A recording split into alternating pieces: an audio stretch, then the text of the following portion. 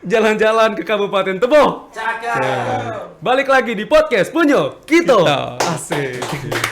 Hai sobat podcast, apa kabar semuanya? Semoga sehat ya. Walaupun akhir-akhir ini memang cuaca juga kadang panas, kadang hujan, tapi saya doakan sobat podcast semua dimanapun berada tetap dalam kondisi yang sehat, semangat, apapun aktivitasnya dapat berjalan lancar ya. Nah, podcast kita kali ini spesial banget. Kenapa saya bilang spesial? Karena telurnya 2, bukan. Tapi kita mengundang, ini belum pernah dalam sejarah podcast kita mengundang seorang rektor di podcast Punya Kito. Nah, kali ini kita akan berbincang bersama Rektor Institut Agama Islam Kabupaten Tebo. Ini jauh-jauh banget datang dari Kabupaten Tebo, sengaja untuk datang untuk membagikan pengalamannya juga di podcast Punya Kito. Langsung saja kita sapa yuk untuk tamu kita hari ini siapa? Kita sudah bersama Bapak Dr. Nur Huda, SPD MPD. Selamat datang, Bapak. Saya manggilnya apa nih, Pak?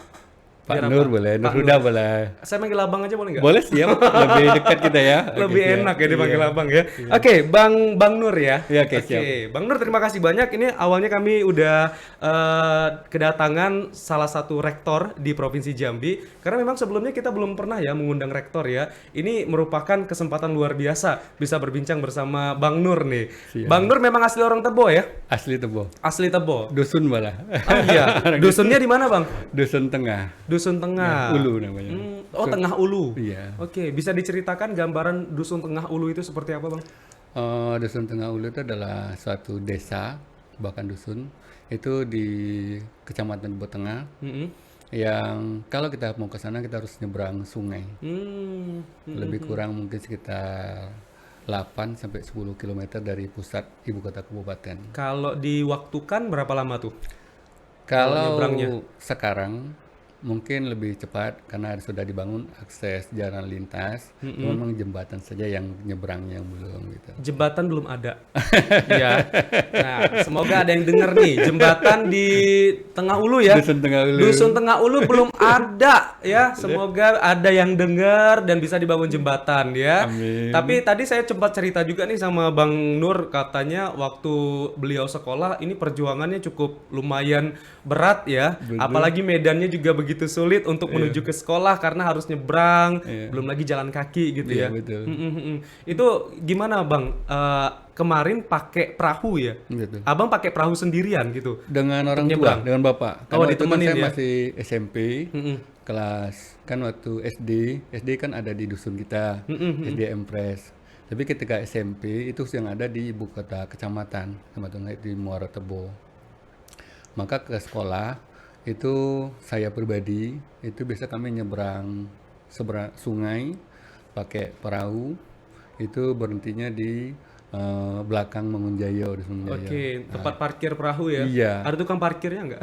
Enggak ada, karena waktu itu masih hutan belantara. Masih hutan belantara. Siapa tahu kan rusa-rusa di sana kan buka jasa parkir gitu kan? Habis itu dari seberang Mangunjaya kita jalan kaki tembus nanti ke tebing tinggi pinggir jalan besar. Itu berapa lama tuh proses naik perahunya itu berapa lama? Mungkin perahu lebih kurang mungkin sekitar 30 menit. 30 menit, lanjut jalan kaki. Jalan kaki. Berapa lama? Jalan kaki mungkin sejam setengah. Waduh. Atau sejam ya. Berarti sekitar 2 jaman ya? Betul. Untuk sampai ke sekolah ya? Betul. Berarti harus pagi-pagi banget dong harus bangunnya. Betul. Kadang kita subuhnya malah bukan di rumah. Gitu. Bahkan saya pernah punya pengalaman waktu jalan kaki di hutan antara Mangunjaya dengan tebing tinggi, namanya itu adalah saya lupa nama apa tuh. Saya pernah ketemu ruso pagi-pagi. Rusa ya kalau misalnya kita ruso ketemu. Kemudian temu yang ada burung yang besar. Sekarang mungkin ada nggak lagi yang burung tugang namanya besar. Jadi kalau dia turun tek gitu. Saya pernah ketemu pagi-pagi waktu sama SMP. Karena memang saking paginya gitu. Jalan untuk sampai ke sekolah. Jadi ketika sudah dekat ke sekolah baru kita tukar pakaian, tukar sepatu gitu. Iya. Tapi pernah ketemu binatang-binatang buas nggak sih Bang? Alhamdulillah belum. Baru yang tadi. Belum, Russo pernah ketemu betul besar sekali malah. Mungkin kalau tidak karena mengejar sekolah mau tangkap juga. Jiwa berburunya ya. Ilmu tugang yang besar pada ayam burungnya. Tapi dulu enjoy nggak sih? Jalan kaki, naik perahu. Jujur, Ada ngeluh nggak sih? Jujur, bukan masalah enjoy. Karena memang tidak punya pilihan. Berarti itu emang satu-satunya sekolah di situ? Iya, SMP-nya SMP 1 Tebo. Ada kan SMP tertua di Kabupaten Tebo. Oh. Dan saya harus ke sekolah sana. Kalau teman-teman sebagian naik ketek, waktu itu ada motor Iya. ketek. Naik ketek ini kayaknya Iya. yang udah agak menengah ke atas ya. Iya, nah saya termasuk yang bukan menengahnya gitu. Namun punya keinginan dan alhamdulillah disupport orang tua, ngantar sampai ke sekolah, nanti pulang tunggu lagi. Jadi kalau pergi kami paling duluan, kalau pulang kami paling belakangan Paling nyampe. belakangan. Itu arus sungainya deras nggak sih? Doras? Itu berarti ngayuh sendiri. Iya. Wih. Oh, yang takut kita ada istilahnya kalau yang dekat, kalau kami istilahnya ada namanya, kalau bahasa dusun saya pesong. Pesong artinya Pesong air yang berputar di tengah gitu. Wah, kita Oh, takut itu- masuk itu. Kalau masuk itu bisa karam perahu kita. Saya pernah ngalami karam Itu gitu. namanya pesong. Pesong. Akhirnya Pesong. itu yang malam. Yang air deras, tadi kan tiba ada Iya, putaran ada gitu. pusaran gitu ya. Pusaran gitu. Heeh. Itu bahaya kalau perahu kita pernah karam di situ. Oh. Angka dihindari. Biasanya kan di istilah di dekat teluk itu ada, di Tebo, di dusun tengah ada dekat teluk. Gitu. Tapi ya mohon maaf ya, jangan sampai ada. Tapi pernah ada kejadian. Kayak Saya misalnya pernah karam. teman-teman. Saya pernah karam. Pernah di sana. karam? Iya di situ. Terus siapa yang nolongin? Bisa berenang ya bang? Ya, karena orang dusun kan harus berenang. Temen saya orang dusun nggak bisa berenang. Jadi harus memang ini ya, memang harus siap siaga ya. Kalau misalnya terjadi apapun ya kita harus bisa menyelamatkan diri masing-masing ya. Iya. Bang ya. Paling kalau pernah kali waktu kita hanyut, kita harus gantung di perahu. Karena perahu sebagus pelampung, kan nggak ada pelampungnya tuh. Tapi perahu kan timbul dari kayu, nah, kita gantung di sana supaya jangan hanyut. Kalau nggak kita akan hanyut. Nah, gitu. Jadi prinsipnya karam, gapai perahunya, gantung sana, jangan dilepas. Nah, Itu gitu. pas sekarang lagi pakai baju sekolah.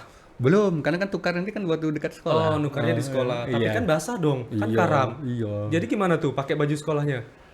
Waktu itu Nggak apa-apa. tetap basah-basah dipakai. Iya, iya. Waduh, perjuangan banget ya untuk dapat menggapai cita-cita. Itu SMP. SMP. Berarti kemarin SD-nya Bang Nur di Tebo juga. Saya SD ada 2. Pertama di SD Teluk Kuali, kelas 1, ikut orang tua. Kemudian selanjutnya di Dusun Tengah tadi, Iya. yaitu dari pindah sampai dengan tamat. Nah, gitu. Tinggal di Dusun Tengah. Waktu masih SD saya tinggal dengan Nyai, ketika kami nenek, karena Iya. itu orang tua saya di Teluk Kuali. Oh, jauh ya. Iya. Nah, ketika mau masuk SMP, orang tua kembali ke dusun, baru maka tadi bisa damping ke sekolah. SMA-nya di mana, Bang? SMA di Tebo juga. Di Tebo juga. Iya. Masih nyebrang juga sungai enggak? Kebetulan ketika tamat SD, masuk SMA, maka orang tua ini kayaknya kalau anak saya mungkin seperti itu pikiran ya, di dusun kayak sulit untuk sekolah kayak gini karena makin suka. Tambah lagi SMA kan makin ketat, maka Iya. kami pindah ke Tebo di pondok istilahnya. Nah, ya udah pindah Tebo di ibu kota kecamatan Kabupaten. Jadi lebih dekat ke sekolah. Gitu. Tapi waktu SMP memang berulang dari dusun sampai tamat kayak gitu. Oke. Berarti memang semangat untuk pendidikannya tinggi banget ya dari Bang Nur ini ya. Apa sih Bang yang memotivasi sehingga Abang bisa, saya harus bisa sampai SMA dulu nih ya. SMA dulu di Tebo, saya harus bisa mencapai SMA. Karena kalau melihat perjuangannya Bang ya, dari SD, SMP, itu kan perjuangan untuk menuju ke sekolah kan lumayan berat ya. Mungkin ada sebagian orang yang tidak sanggup dan bahkan menyerah dan tidak akan melanjutkan. Tapi Abang masih bertekad untuk tetap melanjutkan ke SMA. Apa sih Bang? Mungkin begini, karena saya waktu masih kecil belum berpikir sejauh itu. Tapi yang saya tangkap sekarang ini dari orang tua, kayak orang tua saya punya pikiran yang untuk bagaimana anak beliau bisa punya pendidikan dan tidak seperti beliau gitu. Kebetulan orang tua saya adalah tata usaha di sekolah atau TU. Sebelumnya dulu adalah kata orang dulu bebalok, Pak. Bebalok. Oh, Oh, yang jual kayu balok itu ya? Iya. Jadi kemudian ada penerimaan dari golongan 1, golongan paling rendah di pegawai masuk itu. Itu maka ditempatkan di Teluk Kuali gitu kemarin tuh. Nah, cuman maka saya ikut Teluk Kuali waktu di SD karena kondisi kami gitu ya. Kalau sekarang kan lagi tren nih bully. Nah, saya waktu SD saya yang paling sering dibully. Sering dibully ya. Karena tadi kalian mungkin dilihat kan yang paling rentan, paling apa. Maka saya pindah Ekonominya juga lemah ya waktu iya, itu maka ya. saya pindah di Tekwali ke dusun gitu. Karena mungkin kalau saya di sana mungkin saya nggak selesai sekolah SD saya. Nah, ini sebuka di sini, Nur sebuka. Oke, Mungkin teman-teman baca ini dia ingat nih masa kecil waktu saya dibully itu. Ini semoga nih teman-temannya nonton ya. Iya. Sekarang teman yang dibully sudah jadi rektor. Amin. Ya tapi kan bulian itu juga kadang bisa menjadi cambuk bagi kita ya. Betul, Bang ya. bagi yang siap dan kuat. Mm-mm. Tapi kadang-kadang kan tidak semua bisa seperti itu. Ya. Nah, saya mungkin salah satu yang lolos untuk itu. Alhamdulillah. Tapi Karena disupport ya sama orang tua ya Bang ya. kalau orang tua disupport betul. Salah satu bilang, jangan seperti saya katanya. Nah, makanya beliau ngarep bagaimanapun tetap sekolah, tetap dibantu, tetap dilindungi. Nah, memang saya merasa betul itu salah satu berkat orang tua, berkat karunia Allah SWT. Orang tua masih ada Bang?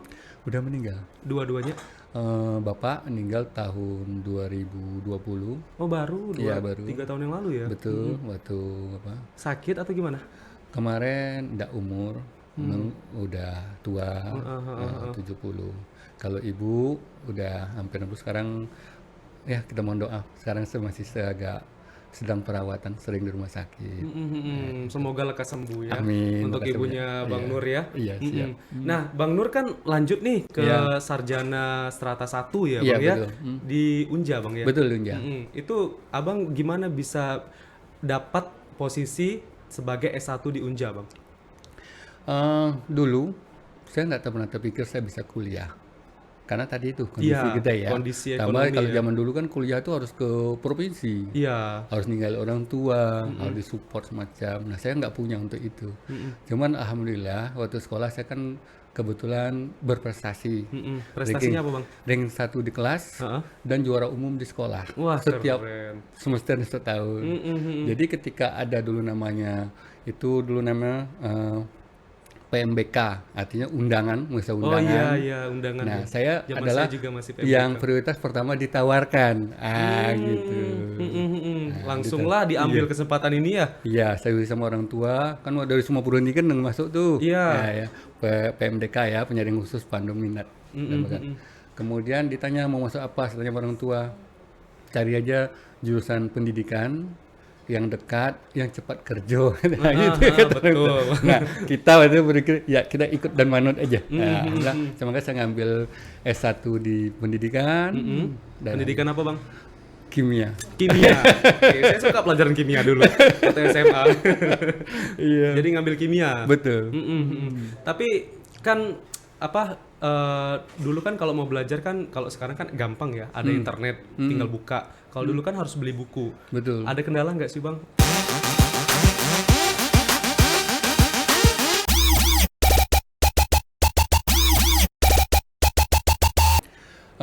Alhamdulillah ketika kuliah di situ agak sedikit terbuka perspektif dan rezeki. Alhamdulillah ketika baru masuk kuliah saya dapat beasiswa. Alhamdulillah. Saya dulu dapat beasiswa berprestasi, namanya peningkatan prestasi akademik PPA. Berarti itu biaya kuliah ditanggung, Betul. biaya hidup? Bersisa malah biaya kuliah itu. Oh, masih ada sisa malah. Iya. Oh. Kemudian yang kedua, kebetulan saya aktif di organisasi kemahasiswaan mulai baru masuk. Jadi kalau Jangan-jangan ini presiden mahasiswa ya? jadi kalau aktif di organisasi, otomatis pertama kita banyak teman. Iya, betul. Kemudian mau makan mau minum aman. Gampang. Bahkan nginap pun di mana aja oke. gitu ya.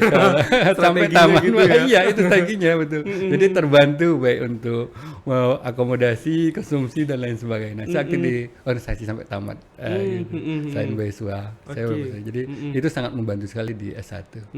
Jadi aman ya untuk Iya. biaya dan juga untuk keseharian. Betul. Apalagi juga banyak teman ya, Bang. Betul. Jadi aman semua. Siap. Oke. Alhamdulillah. Berapa lama tuh, Bang, S1-nya, Bang? S1 kurang 4 tahun atau 3 tahun. 3 tahun setengah. 38. 3,8 tahun. Iya. Wah, cukup cepat lah itu ya. Alhamdulillah. Biasa kan kalau paling cepat kan 3,5 tahun ya. Iya, saya Ini cuma 3,8. 3 bulan bedanya. Iya. Ya. 3,8. Karena kemarin lambat itu karena saya tidak ikut Kukerta. Kalau bahasa sekarang KKN ya. KKN. Iya, karena saya dulu tidak ngambil program itu. Saya kemarin waktu orang Kukerta ada pilihan dari Jakarta, itu ada nama kegiatan Latsitarda, latihan integrasi taruna dewasa, di mana kegiatannya gabungan antara Akabri dan STBDN pengabdian ke desa-desa. Nah, saya gabung di sana. Jadi waktu dapat kegiatan di sana, kita dikasih pakaian seragam, dikasih honor, semua apa, dan diakui sebagai Kukerta. Oh, alhamdulillah. Dan dapat piagam Danjen Akabri. Wah, keren. Iya, iya, iya. iya. Dan punya teman-teman dari angkatan sampai sekarang dari teman dulu gitu. Masih sering ketemu sama Sering punya grup kita. Oke, baik. Berarti udah lulus S1 itu sekitar 3,8 tahun Iya, ya. betul. Lanjut ke S2 nih. Ya. Ya. S2-nya di mana, Bang? Jadi kemarin begitu tamat S1, saya tidak langsung lanjut ke S2. Break dulu ya. Mana ya? Atau kerja dulu? Atau Kemarin ngajar dulu? Kemarin itu begitu tamat, kan pengen kerja. Cuman dulu ada moratorium pengangkatan pegawai negeri sipil, terutama yang jurusan kita. Jadi kalau waktu itu kalau tes itu sama seperti reuni, semua kumpul karena saking nggak pernah pengangkatan gitu. Nah, maka saya pernah mengabdikan diri honor di Sekolah Menengah Farmasi, SMF Jambi, yang sekarang Akademi Farmasi. Pernah di SMA 7 seberang kota Jambi, yang di Bentong. Oh, berarti itu sebelum S2 ya? Iya, Berarti kerja S2. di situ ya? Iya. Kemudian waktu itu ada, saya lihat kalau di sekolah-sekolah kita ilmu bisa berkembang macam, tapi dari segi mungkin ketika saya butuh peningkatan lebih, saya pernah kerja juga di konsultan engineering di PT Multipi Beta. Itu di mana, Tebo atau di Dulu pernah kita proyek ini Bekahuni, bangun Nopo Iya, itu, pelabuhan, di Lampung ya? Oh ya, kemudian pernah bangun juga jalan dari Simpang Tebo sampai Tanjung Simalidu. Dulu kita kontraktor kita PT Dukta Geraha Indah. Jadi saya di sana, saya di QI. Berapa tahun tuh, Bang? Lebih kurang mungkin setahun setengah atau 2 tahunan. Kemudian saya pernah gabung juga di Asian Agri Group. Oh iya, saya pernah MC di situ. Kalau nggak salah di Merlung ya? Kalau dulu kan dia punya 3, di Tebo, Merlung, sama di Batanghari. Tapi kantor pusat kan di sini, di Jambi. Berarti sudah keluar dari yang pertama tadi, Iya, pindah ke sama sini. sana, iya. Berapa tahun tuh di situ? Mungkin sekitar setahun setengah juga. Saya tuh orangnya pokoknya Tapi relate nggak dengan ilmu yang abang dapatkan di masa kuliah? cukup, artinya cukup banyak berguna. Saya kemarin kan kimia murni, tapi penelitian saya kimia murni mengenai logam berat, kadar logam berat kadmium di laut di Sungai Batanghari. Nah ketika saya di konsultan engineering, saya kan pada bagian untuk pengukuran kadar air, itu kan masih masuk tuh. Ketika saya di Asian Agri, memang itu agak dikit, saya lebih kepada waktu itu di keuangan, accounting gitu. Gitu. Cuman memang karena di sana kan fasilitas lumayan gitu sih, cuman di hutan gitu. Maka akhir saya keluar, maksudnya kembali ke panggilan nurani, yaitu ke dunia pendidikan. Maka bentuklah tadi, yaitu awal tuh perguruan tinggi di Tebo yang pertama-tama. Sebelum Kabupaten Tebo terbentuk, malah perguruan tinggi kita duluan di sana. Berarti perguruan tinggi ini berarti juga ada kontribusi dari Bang Nur ya untuk mendirikan itu ya? Alhamdulillah ya. Karena yang dapat mandat pertama adalah saya dengan Pak Bulkoini, yaitu Kepala KUA Kecamatan Tebo Tengah. Kami dimandat oleh Yayasan Ma'rif Jambi untuk bentuk perguruan tinggi di Tebo. Yang kebetulan kemarin 3 dan 4 di Tebo 1, saya dengan Pak Bulkoini. Kemudian di Muara Jambi ada Pak Haris dengan Pak Ishar. Kemudian di Sarolangun ada Pak Razak Hazul dengan Pak satu selupa. Dan alhamdulillah sekarang yang bertahan dan maju Tebo bahkan sekarang naik dari sekolah tinggi menjadi institut. Jadi institut ya. Setelah Institut Agama Islam Negeri Jambi berubah jadi UIN, kami yang pertama dari ST jadi IAI ya. Gitu. Pertama di Provinsi Jambi. Tapi itu posisinya Bang Nur masih merintis S2 atau belum masuk ke S2? Jadi gini, kemarin begitu saya sudah saya merintis perguruan tinggi dulu tahun 98 akhir 99 awal dapat mandat itu kita bentuk. Saya modal 0, cuma surat mandat doang. Selembar kertas dari Pak Kiai Haji Said Magwi, Ketua NU Provinsi, saya Ketua MUI yang rumah di Simpang Sipil. Modal nekat ya? Ya, kita kan aktivis kan. Nih, kasih bentuk-bentuk sana. Nah, dengan itu saya datang. Cuman kita belum punya gedung, belum punya lahan, belum punya apa-apa. Cuman punya idealisme. Kosong deh. Iya. Gimana cara waktu itu? Jadi waktu itu kita punya ada nama Kompi lama, Kompi yang Tebo ya, yang lama. Nah, sana itu pikiran awal mau pakai. Cuman setelah diskusi dengan kawan-kawan di Kompi itu karena itu masih sebagian digunakan oleh masyarakat yang membutuhkan. Maksudnya juga ada istilahnya aparat juga masih butuhkan. Ada sekolah MTS lama di Simpang Limo yang tidak digunakan lagi. Itu kita pinjam. kita jadikan itu sekolah kita. Jadi Nah, baru kampus ya. udah punya gedung. Tapi kondisi gedung saya itu sangat memprihatinkan karena gedung-gedung tinggal itu kotoran sapi sama kambing sampai Kambing. setinggi ini. Waduh. Karena malam tempat mereka nginap. Oh. Tempat jadi kandang gitu. Nah, saya dapat itu aja, saya harus bersihkan. Ini nol modal gimana? Akhirnya kita buka pendaftaran mahasiswa baru kerjasama dengan IAIN itu, IAIN Jambi, disupport oleh guru-guru besar Jambi, alhamdulillah. Seperti Pak Profesor Z Azwan, Pak Dr. Marwazi, Pak banyak cukup banyak yang mendukung kita buka sana, masuk mahasiswa baru. Masuk mahasiswa baru. Berarti angkatan pertama 98 tadi ya? Iya, iya. Ada 9899, ada lebih kurang hampir 100 orang mahasiswa barunya. Nah, gimana akal akhirnya waktu ospek atau BK kita bersih ruangan. Ini buka ceki nih.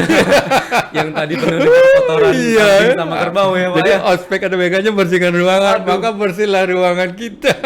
Sekalian lah Pak ya. Iya, gitu ceritanya. Melihat semangat mahasiswa juga lah kan. Iya. Namun satu support, alhamdulillah.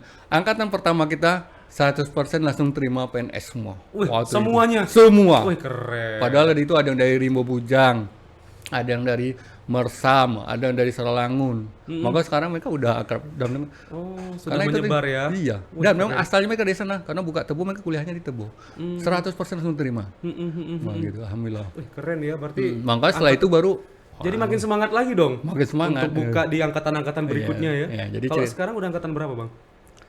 Kemarin kita wisuda ke 19 ya. 19. Berarti tapi wisudanya kan 19. Kalau angkatannya lebih dong. Karena itu tahun wisudanya kan, Iya, 19 betul. kali gitu. Jadi udah makin menyebar ya lulusan dari IAI ini ya. Alhamdulillah. Mungkin ada juga yang berkiprah di nasional ataupun di Ada provinsi gitu di ya. provinsi ada banyak. Nah, sampai sekarang saya kalau main ke gubernuran kadang ketemu di Sapa. Kalau di sekolah, di madrasah, pondok pesantren, desa, kalau di Tebo hampir semua. Hampir semua alumni kita. Bahkan pernah saya jalan-jalan ke MI Negeri Sungai Kero, itu dari lebih kurang hampir orang 20-an gurunya, yang bukan alumni kita 4 orang. Gitu. Banyak ya. Yang pimpin pondok pesantren Al Hariri, Sungai di Betung Udara, Dr. Al Hariri itu alumni kita. Oh. Jadi sudah nyebar ya. Di kepolisian alumni Kepolisian kita juga ada banyak, bahkan sudah kuliah juga banyak, bahkan dia sudah perwira. Alhamdulillah. Kita juga punya MOU dengan Kapolres. Oke, dari awalnya di Tebo, ini sudah nyebar kemana-mana. Jadi kalaupun Bang Nur mau kemana-mana juga ini ya panjang silaturahminya ya. Ke sini Alhamdulillah. ketemu yang ini, ke situ ketemu yang itu. Ya Bang Nur. Cuman kadang tuh gini saja, pas kita jalan, nah saya kadang-kadang mungkin enggak semua ingat dan kenal lah gitu. Maka mohon maaf kadang-kadang enggak kalau enggak mereka yang ingat Harusnya mereka yang inget lah ya kan. Enggak kayak gitu. Mereka kadang-kadang ada yang kok kayak enggak gitu. Cuman kadang-kadang siapa? Oh, Bapak saya mahasiswa gitu. Aduh, gitu. Mahasiswa Bapak dulu. Iya. Karena kan Bang Nur kan dari angkatan pertama kan sudah ada di situ. Iya, perintis alhamdulillah. Perintis. Katanya perintis bukan pewaris. Gitu dong. Tapi ngajar juga ya? Ngajar. Di situ juga Iya, ngajar. iya. Pengelolaan kelas, penilaian, kan saya punya home base juga di sana di prodi PGMI. Jadi balik cerita tadi, setelah S1 saya bangun ke perguruan tinggi. Nah, nampaknya berkahnya ketika baru setahun lebih saya bangun perguruan tinggi, tes lulus saya. Alhamdulillah.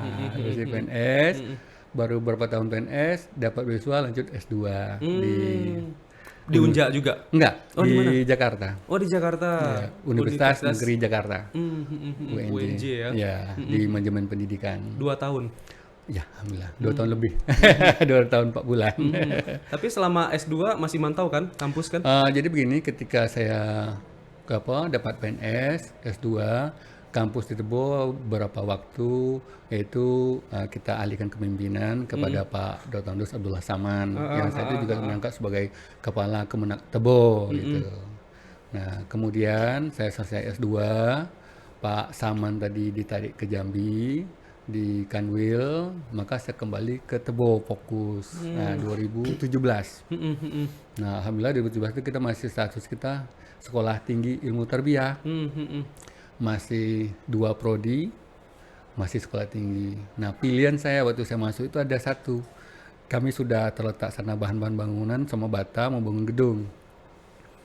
Tapi saya berpikir itu kalau bangun gedung ini bisa kapan saja. Maka saya tangkap momentum kami mengajukan penambahan program studi. Kami ajukan 5 program studi. Pertama ada 3, kemudian 4. Harusnya pertama 4, lolos 3 prodi. Kedua apalagi lolos. Nah, maka kita punya 7 program studi. Kemudian dari 7 terbagi dalam 3 fakultas. Ada fakultas tarbiyah dan ilmu pendidikan. Itu 3 program studi, yaitu pendidikan agama Islam, kemudian pendidikan guru madrasah ibtidaiyah, sama pendidikan Islam anak usia dini. Nah, kemudian kita punya fakultas ekonomi bisnis Islam, yaitu di ekonomi syariah, sama akuntansi syariah. Kemudian fakultas syariah dan hukum, yaitu hukum pidana dan hukum tata negara. Nah, karena sudah punya 7 prodi, 3 fakultas, akhirnya kita bisa alih status menjadi institut yang pertama di Provinsi Jambi. Jadi ada penambahan ini juga makin semangat dong masyarakat Tebo. Jadi nggak perlu jauh-jauh lagi kalau misalnya kuliah ya. Jadi di Kabupaten Tebo pun sudah ada ya.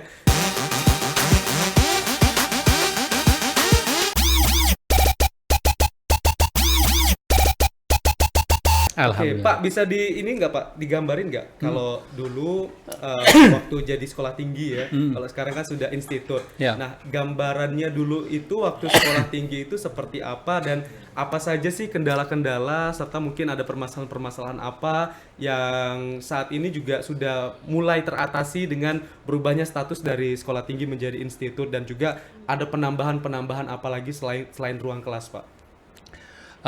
Pertama, ketika Pak Romo masuk kemarin, kita masih ingat ada kebijakan itu wakil presiden masih Pak Yusuf Kalla.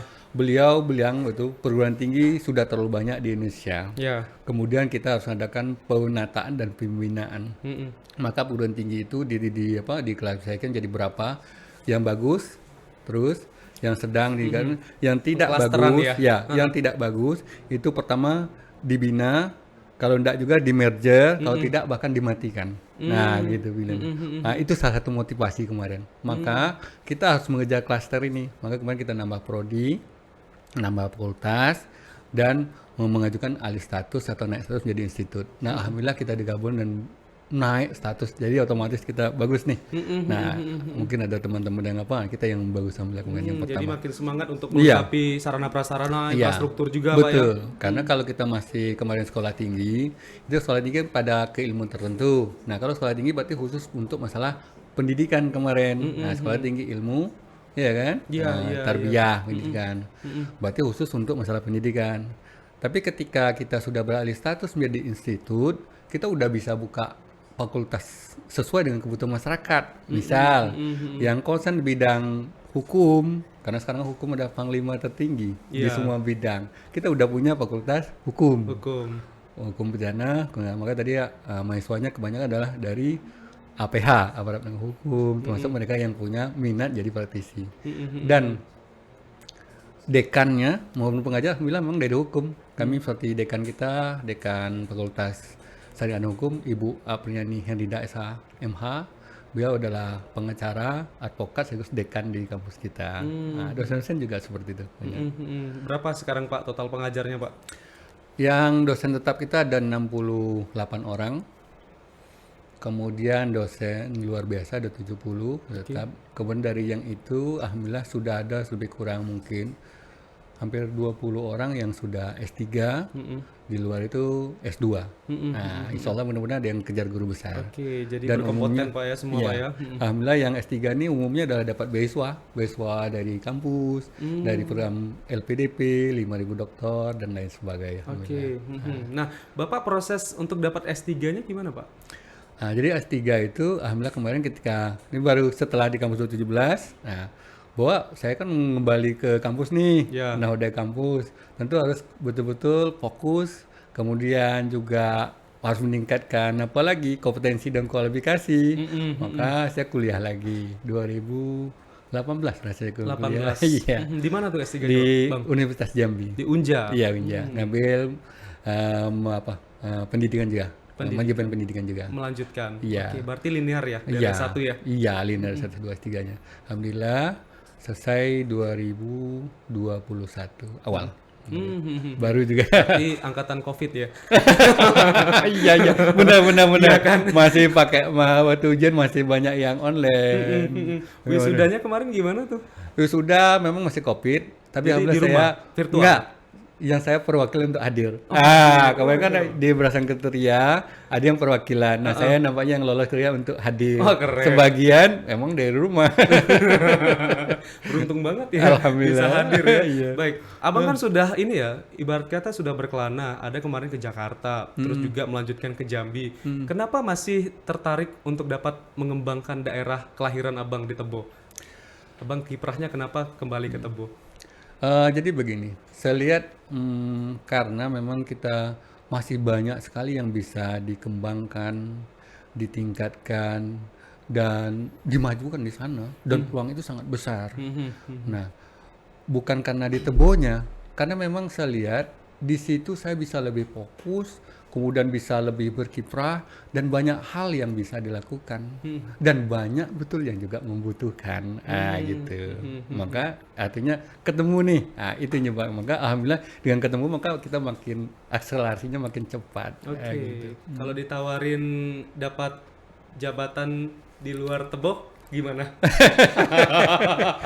Yang jelas saya fokus mengembangkan kampus sekarang ini, dan kampus sedang berpacu dan berlari untuk lebih maju dan lebih baik lagi. Oke. Dan alhamdulillah saya punya sivitas akademika yang betul-betul kompak, solid, bagus-bagus. Kami punya warek yang orang-orangnya adalah tokoh-tokoh masyarakat, kemudian senior, kemudian juga kemudian kami punya dekan yang muda, energik, update. Yang hari ini dibawa boleh dikenalin Bang?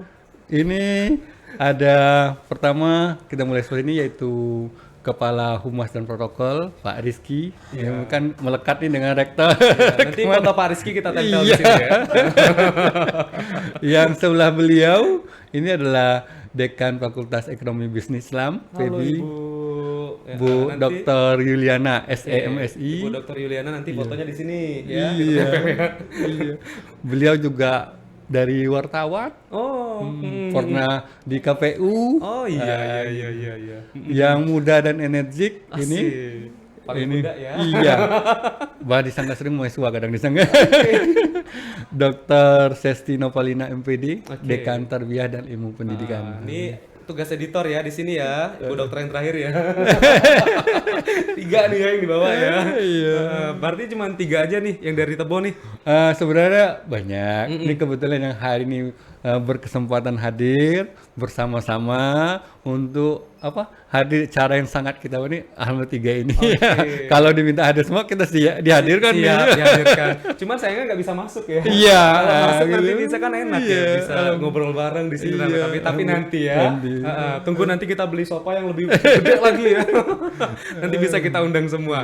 Oke, Bang, kalau melihat antusias dari masyarakat Tebo, di Tebo kan juga ada ini ya, warga suku anak dalam ya. Iya. Nah, ada juga nggak sih misalnya program dari kampus atau inisiasi dari Abang sendiri supaya mereka juga bisa kuliah nih di IAI Tebo ataupun juga bisa mendapatkan bantuan-bantuan beasiswa lainnya? Kebetulan memang tadi di Tebo itu ada beberapa komunitas anak dalam. Pertama di Morakilis, salah satu itu cukup besar dan sampai ada di Bina. Kemudian ada di juga. Nah, kita selama ini menjalin komunikasi dengan kawan-kawan yang terlibat aktif di sana. Ya. Misalnya tadi saya bilang nama ada Octavian Muklis atau Andi Muklis di Tebo, kemudian ada Firdaus, ada Bang Iyal dan lain. Kita pernah menyampaikan dan juga melalui Pemda kita konsen dan ikut menggarap untuk suku anak dalam. Nah, salah satu kontribusi kami perguruan tinggi adalah kami akan menyediakan beasiswa sampai tamat untuk suku keren. anak dalam. Wih. Nggak cuma beasiswa, bahkan tinggal dan hidupnya ditanggung Juga oleh ditanggung kampus. ya. Gitu. Dari kapan ini programnya? Sudah dari kemarin, gitu. Tapi dengan catatan nanti ada, yaitu kalau mereka sudah pendidikan di kampus, sudah selesai kembali ke komunitasnya untuk melakukan pembinaan dan membantu komunitasnya. Oke. Jadi artinya menjalar nih kebaikan kita. Kata apa tuh, virus-virus kebaikan jalan itu. Itu syaratnya ya, berarti mereka nggak boleh kemana-mana, harus balik lagi ke komunitasnya. Mungkin bukan mutlak, tapi harapan gitu. Kenapa saya bilang begitu? Kalau mutlak mungkin nanti dia ingin berkembang, ya kan, Iya, ingin macam iya, sah-sah saja. Tapi harapan kami yaitu kembali komunitas. Kan harapan kan beda dengan apa ya, Pak? Iya, betul. Dan nanti ketika mereka kembali ke komunitas mereka, mereka juga nanti akan memberikan motivasi ya Betul. kepada warga SAD Hari ini lainnya. ya makin banyak mungkin yang pendidikan, makin banyak yang sekolah, makin banyak yang sana itu taraf hidup mereka akan semakin terangkat, lebih baik, ekonomi makin bagus dan semua makin apa. Dan insya Allah itu akan membawa kebaikan bagi mereka, bagi masyarakat sekitar, bagi Pemda, dan kebanggaan bagi kita semua. Oke, Insya Allah. jadi juga bisa mengubah mindset mereka ya. Yang Betul. awalnya mungkin bagi mereka pendidikan itu ya tidak ada apa-apanya, tapi ketika ada yang berhasil, ya mereka juga bisa menimbang nantinya Betul. pendidikan itu penting ya, Betul. untuk kemajuan Betul. dari warga SAD. Tapi sekarang yang warga SAD yang sudah ikut program beasiswa ini sudah ada yang tamatkah atau masih dalam kuliah? Kami kemarin sudah menjalin komunikasi, kami sedang menunggu dan mengambil data yang tamat, insya Allah langsung kita berikan beasiswa yang kita bantu. Gitu.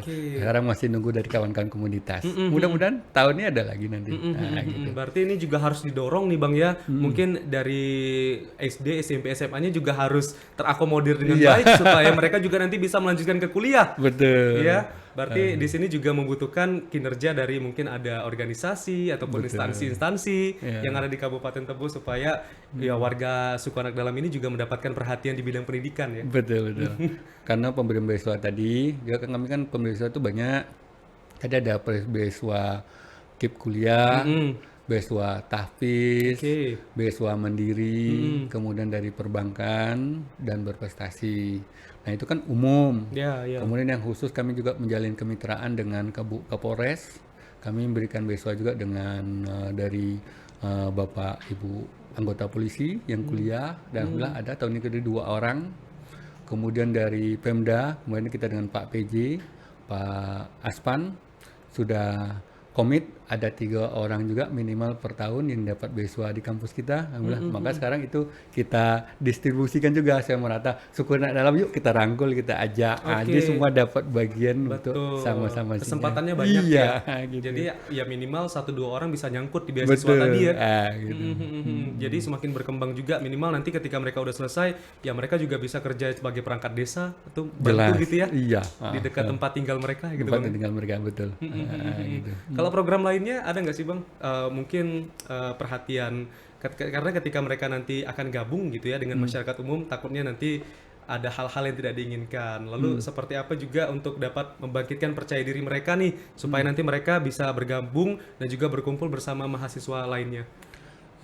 Kami cukup banyak karena juga misalnya sekarang kan di ekonomi itu ada pemberdayaan masyarakat. Nah, itu artinya memberikan penyuluhan, pendampingan kepada masyarakat. Dan ini termasuk juga masyarakat suku anak dalam. Kan gitu. Kemudian di Fakultas Tarbiyah kita punya namanya sekolah atau madrasah model. Nah, ini kan kepada daerah atau tempat tertentu. Tentu kalau misalnya selama ini kan kepada yang umum nih. Nah, kalau di suku anak dalam tuh modelnya lebih khusus kan lebih menarik ini, sangat menarik gitu. Nah, kemudian yang hukum kita beri juga pendampingan penyuluhan hukum termasuk pada suku anak dalam. Nah selama ini yang cukup lagi tren nih di hukum adalah mengenai undang-undang ITE, ya kan? Gitu. Karena sekarang kan orang dengan mudahnya jari-jarinya informasi komunikasi media sosial juga berkembang luas banget ya Bang ya. Kadang-kadang kalau kita tidak cerdas, kita bisa terjerat dengan undang-undang ITE.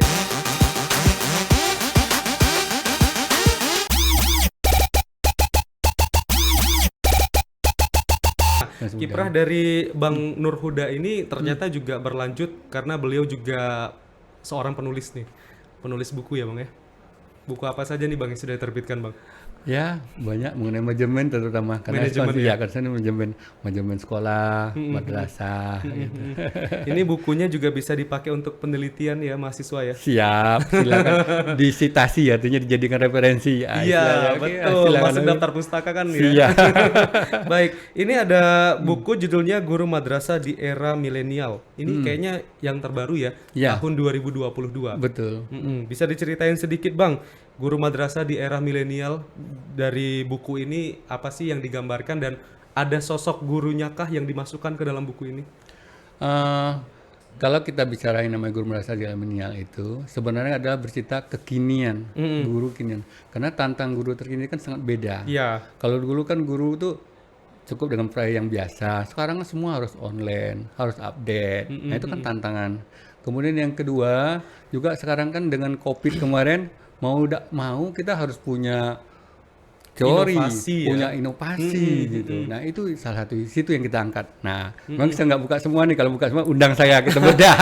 Gitu. Nah itu perlunya sekarang. Kalau nggak itu kita ketinggalan. Jadi yang namanya itu guru terkini gitu. Bagaimana menyiasati supaya pembelajaran baik, efektif dan bagus, nah, sesuai dengan tantangan. Bahkan sekarang kalau kita tidak bisa menyiasati, jangan kita mau menerangkan malah murid kita udah tahu duluan, karena dia taunya dari Mbak Google. Kalah kita malah salah itu. Nah, gitu. Nah, disitulah perlu inovasi dari guru gitu. Jadi melihat apa yang lagi hype sekarang gitu ya, Iya, betul. dikorelasikan dengan pendidikan, Betul. gitu Bang ya. Tapi memang suka nulis ya? Artinya menulis itu dua hal. Pertama, saya sebenarnya suka dan memang cuma kadang ada keterbatasan gitu, batasan mungkin waktu semacam. Artinya di sela-sela itu mencoba menulis, artinya tidak seproduktif kawan-kawan lain, tapi tetap mencoba karena itu memang saya senang. Kedua dunia dan ketiga juga tuntutan gitu. Tapi ditargetkan nggak? Misalnya tahun ini saya harus bisa nulis 3 judul buku, tahun depan harus bisa nulis 4. Target tidak. Enggak ya? Cuman saya punya prinsip yang penting harus ada tulisan setiap tahun, harus ada baca supaya setiap tahun berarti kita punya jejak langkah, punya hasil tridharma perguruan tinggi kita. Nah, gitu, baik di dalam bentuk jurnal maupun buku. Nah, gitu. Oke, ini kisah hidupnya nggak mau dijadiin buku gitu Bang? Ini kan menarik sekali ya. Dari desa yang perjuangannya luar biasa tadi bisa sampai jadi rektor IAI Tebo ya. Sebenarnya yang saya sangat itu adalah mengenai yang paling terkesan bagi saya pribadi ini adalah ketika bagaimana saya bertahan, kemudian melanjutkan dan bangkit dari pembulian. Nah itu yang paling menarik sebenarnya. Karena saya sendiri pada saat ini walaupun itu mungkin umur saya masih di bawah 7 tahun, tapi masih ingat, masih melekat, dan masih terasa. Dan itu hangat sampai sekarang. Kalau saya tidak kuat, mungkin saya nggak tahu jadi apa. Karena dibully saya pernah tidak sanggup sekolah berapa minggu, lari saya dari sekolah karena setiap sekolah diteriakin, dibully oleh kawan. Ini mohon maaf, buliannya itu tidak hanya pakai lontaran kata-kata, fisik juga. Ya, itu dulu ya. Dan memang situ tadi kita itu kan di buku guru deh. Di situlah kita butuh kepekaan guru. Kadang-kadang tidak semua murid terbuka. Tidak semua murid mau bercerita. Di situlah perang itu. Nah, itu yang saya coba angkat juga situ. Dan saya bagian daripada istilahnya yang merasakan itu. Nah, gitu. Dan saya yakin kadang-kadang kalau dengan gitu orang banyak melarikannya jadinya misal dalam kemenakalan di luar. Karena pelampiasan itu macam. Nah, saya kebetulan melakukan punya orang tua yang bisa mendampingi terus. Walaupun saya tidak cerita ke siapa-siapa, nggak pernah. Baru sekarang saya buka. Baru sekarang yang tahu. Saya nggak tahu orang gitu. Orang tua saya nggak tahu. Bagaimana ketika saya lari di sekolah, kemudian bersembunyi di bangsal bato ya namanya dulu kan, bangsal bato supaya tidak dibully. Kemudian saya lari di kelas karena waktu itu gitu. Oke. Dengan menceritakan juga mungkin dengan guru ataupun tenaga pengajar lainnya, dia juga bisa membantu korban-korban bully Bang ya. Betul ya. Karena saya merasa betul dan itu umur sekarang saya udah berumur nih, tapi masih ingat, masih terasa sedih. Sedih karena dibully teman, sedih tidak bagaimana guru berperan di situ gitu. Kemudian bagaimana apa gitu. Nah, saya menjawab kalau ini terjadi pada yang kebetulan tidak kuat dan itu kasihan karena mungkin kalau teman saya sadar karena masih usianya masih kecil, teman-teman mungkin maksudnya bukan begitu, cuman mereka main-main saja atau sekadar ya ini deh untuk apa kata anak sekarang happy ya gitu atau gimana. Tapi kan kita yang dibully itu kan terasa dampaknya gitu. Nah, gitu. Tapi ini juga harus diterapkan di kampus Abang ya. Insya Allah. Masa saya ini pembelajaran berharga, Iya. mungkin sangat berharga bagi saya gitu. Saya ingat betul prosesnya bagaimana macam gitu. Dan mungkin itu salah satu yang memacu dan motivasi juga. Baik. Dan itu juga membuat saya lebih care terhadap siswa, mahasiswa, kawan-kawan dosen dan sebagainya akademika. Dan Jadi itu juga yang membuat saya menjadi tegar ya, barangkali. ketika dibully mungkin jangan putus asa tapi tunjukkan lewat prestasi. Ya Bang ya. Saya pikir begini, jujur, ketika itu kita dengar, kita memang mudah. Tapi ketika pada posisinya tidak seperti itu, beda sekali. Untuk meyakinkan diri untuk kuat itu agak susah ya Bang ya. Susah, butuh apa? Ketika kita misalnya bahasanya, motivasi benar. Tapi ketika pada tidak seperti itu dan tidak semudah itu. Tapi kenapa waktu itu nggak cerita sama orang tua Bang? Gara-gara Pertama mungkin gengsi waktu masih anak-anak enggak, gitu ya. anak-anak enggak gengsi. Biasanya anak-anak itu pertama adalah takut ya, takut terhadap diri sendiri, takut terhadap orang tua membebani. Kemudian juga kadang takut anak gini, kalau diceritakan malah nanti bukan berkurang, ya kan? Iya. Makin jadi Pak ya. Misal dikawani orang tua nih ke sekolah, malah tambah dibully lagi gitu. Cengeng kan gitu. Nah gitu. Di situ loh letaknya. Oke. Gitu. Jadi memang konsep dari pembelajaran sekarang juga harus banyak yang diinovasikan dan dirubah ya. Dan juga harus lebih peka kepada peserta didiknya Bang ya. Iya, Supaya ini juga untuk dapat meminimalisir tindakan bully terjadi tidak hanya di lingkungan sekolah tapi di lingkungan permainan juga Bang ya. Betul. Betul. Karena bahaya ini kalau misalnya korban bully ini juga putus asa, nanti mereka juga akan mengganggu masa depannya Bang ya. Ya, yang jelas mungkin mental mereka akan terganggu, kemudian juga mungkin membuat ada hal-hal yang mungkin jadi tidak baik bagi beliau. Iya. Kalaupun berhasil atau keluar dari itu tetap ada kesan dan ada rasa apa itu yang apa. Tapi saya bersyukur saya pernah mengalami itu, saya punya pengalaman, ada saya bisa ini di podcast ini saya bisa berbagi. Iya, betul. Alhamdulillah. Kemudian mungkin kalau ada kawan-kawan dunia praktisi pendidik macam dengar, oh iya gitu teman saya gitu ya gitu. Bentuknya kecil tapi mungkin dampak besar dan kita lihat banyak kejadian kan udah tren lagi sekarang. Geng motor macam itu kan kadang-kadang juga pelarian dari itu. Gitu. Kadang-kadang apalagi anak-anak kan kadang-kadang anak kita masuk ke sekolah tahu nggak betah nih ada aja tingkahnya. Kadang-kadang dia nggak terbuka, ya kan. Nah, tapi itu ada pelarian daripada ada hal yang menyebabkan dia tidak siap dan tidak kuat di situ. Nah, kadang-kadang itu yang tidak terangkap dan tidak terbuka itu. Gitu. Nah, saya mencoba itu yang kami angkat juga. Oke. Berarti dengan semangat dan juga inovasi nanti dari tenaga pendidik ini juga akan meminimalisir tindakan bully di sekolah ataupun di kampus ya Bang ya. Baik. Jadi Abang membayangkan apa nih untuk masyarakat Tebo dengan hadirnya Abang sebagai rektor di sana? Pertama adalah bahwa ini deh orang dari dusun gitu yang jauh dulu yang mungkin tidak terbayangkan ada muncul. Kemudian dengan podcast ini generasi kan semua ke sini mereka akan oh iya ternyata bisa loh keterbatasan dari dalam segala hal tidak menghalangi kita untuk maju dan berhasil. Yang penting kita harus siap, harus kuat dan harus tangguh. Kemudian yang kedua mungkin berpikir positif dalam segala hal, ambil hal positifnya, istilahnya kuat. Yang ketiga, karena memang Tebo adalah kelahiran saya, gitu, mudah-mudahan ini menjadi contoh baik. Nah, kata orang itu ya, benchmarking untuk ke depan, ya. Bukan sayanya, saya mungkin bahkan lebih gagal, tapi kisahnya mungkin jadi contoh baik untuk kita semua. Kita orang dusun, kita orang desa, punya keterbatasan, ayo deh kita memaksimalkan potensi kita, kita berdayakan kita supaya kita maju, kemudian sejahtera dan berdampingan yaitu berdaulat. Berdaulat dalam segala hal. Mandiri ya, gitu. Harapannya juga ketika sudah berhasil menempuh pendidikan, sukses di bidang akademik, harus balik lagi ya harapannya ke Iya. daerah masing-masing. Iya, iya.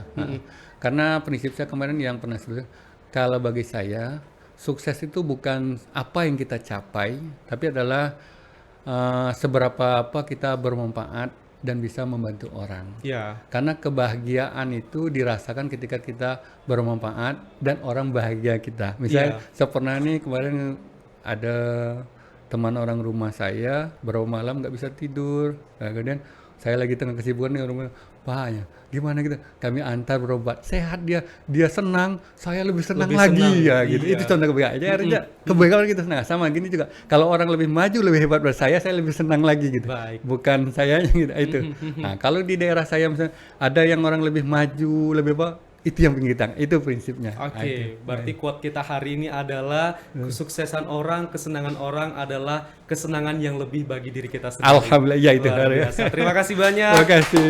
Bang Dr. Nur Huda SPD MPD sudah hadir dan juga memberikan kisahnya, dan ini juga semoga teman-teman di luar sana yang mungkin agak sedikit putus asa bisa kembali semangat nih. Siap. Untuk dapat menggapai apapun yang bisa mereka cita-citakan, dan juga harapannya ketika sudah sukses di bidang akademik, sudah sampai profesor mungkin, Iya. nantinya juga bisa harus mengembangkan daerah asal mereka. Betul. Jadi jangan kacang lupa kulit. Ya, Bang ya. Baik, Iya. terima kasih banyak Bang atas kehadirannya hari ini. Tapi di akhir acara ini kami mau minta Bang Nur Huda ya bilangin, ucapin terima kasih kepada sobat podcast Punyo Kito, tapi pakai gaya Bang. Ini gayanya Siap. silakan. Waduh. Iya. Terima kasih sudah menyaksikan podcast Punyo Kito. Silakan Bang. Terima kasih sudah menyaksikan podcast Punya Kita. Gayanya belum dapat. Gayanya belum dapat. Gayanya belum dapat. Belum dapat ya? Punyo Kito. Oh gitu, Gitu, oke, Bang. siap ya. Silakan Bang. Ya.